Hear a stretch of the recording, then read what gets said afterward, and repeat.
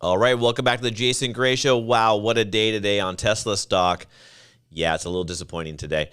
I knew we'd have a little bit of a sell-off after the weekend numbers, and, the numbers weren't horrible. Let's be real. The street had, 421,000 and, 423 came out, and then it seemed like the media came out and changed the narrative around with this 430 number, which I don't even know where it came from. I didn't hear about this number, and most people I've listened to didn't even know where this number even came from. So let's dissect the numbers.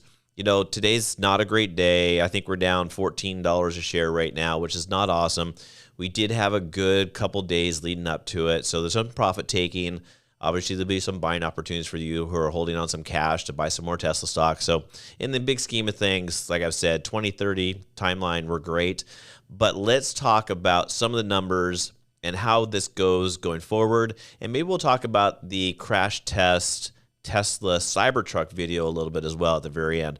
So the amount of inventory that Tesla's holding on to right now in regards to this out there being delivered to the consumers around 16 days, that's outstanding, which industry standards, that is a fabulous number, as we all know.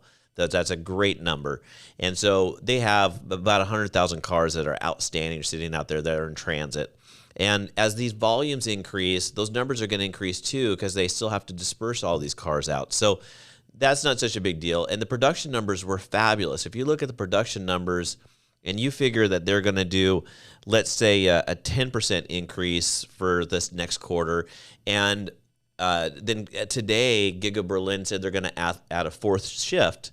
So if they were worried about production numbers, they wouldn't be adding the fourth shift out of Berlin. So I'm thinking, it almost sort of feels like I'm always like super positive about Tesla stock, and I know it's probably a little annoying to you, but I think in the big scheme of things, things are going to look great. So production numbers in regards to where we're going to be looking for the next quarter, those numbers could be fabulous. That could be if they get a 10% increase, that could be a $490,000 production rate. And then you add another 10% the next, quarter, that's a 550 run rate. And then you add another 10% on that. They might hit up to a $600,000, production rate by the fourth quarter, which will make it to their over $2 million or $2 million cars produced in just 1 year.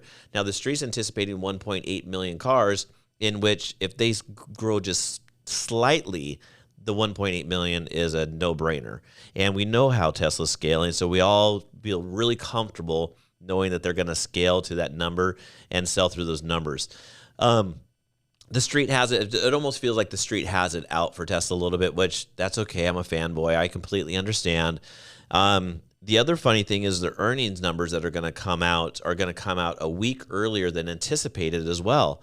And I think if Tesla was really worried about their numbers, I don't know if they would pull that a week ahead of schedule too. So I got a feeling on some of their things, like on their mega packs and whatnot, those margins must be looking good, or even on the car side, the margins must be looking pretty good. So yeah, today's horrible. Let's hope that we recover throughout the week. Maybe today's just a sell-off, and then we just gain it all back throughout the rest of the week this week. So no financial advice, by the way. I don't know if some of you saw a couple things. One, let's talk about the Cybertruck commercial that came out. It looked like it was a crash test of a Cybertruck. I don't think it's probably a crash test. I think that were just a marketing ploy as well. But the undercarriage of the one photo towards the very end, that's a really beefy undercarriage in regards to the crash protection that was underneath there. Sandy Monroe with Monroe and Associates and Corey did a great video on that today. I highly encourage you to watch that video. It was really good. They talked about how the cross members and everything sort of was happening underneath there. At the end of the day, I think we're going to be fine. I'm still going to say that we're going to roll into the Cybertruck production probably right around that September timeline. I know there's still being some machinery bringing in from Italy, from Hydra, and when those gigacastings get into place, that's great. Oh, the other thing is that Elon had mentioned that he walked the line of the Tesla factory line, that he was super impressed with it. And there are talks that he's going over to Asia this week as well. So lots of things happening. There's always stuff in the news for Tesla every day. There's always something. And there's some really great reporters on YouTube. I highly encourage you to watch some of the other people that are doing videos as well. They do some fabulous reporting.